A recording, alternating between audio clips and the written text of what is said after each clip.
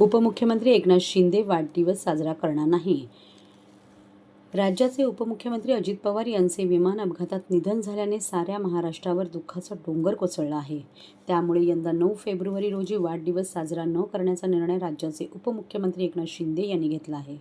कार्यकर्ते, पक्षनेते, पदाधिकारी आणि नागरिकांनाही पुष्पगुच्छ भेटी आणू नये, शुभेच्छा देणारे होर्डिंग्ज लावू नये, तसेच वाढदिवसानिमित्ताने कोणताही सोहळा आयोजित करू नये असे आवाहन एकनाथ शिंदे यांनी केले आहे. अजित पवार यांच्या अकाली जाण्याच्या वेदनेतून महाराष्ट्र आजही सावरलेला नाही. व्यक्तिशः मी माझा सहकारी आणि मित्र गमावला आहे.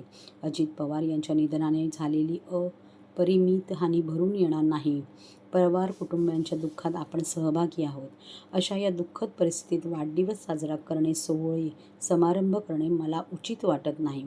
त्यामुळेच परिस्थितीचं गांभीर्य आपण जपू या असे आवाहन शिंदे यांनी केले आहे.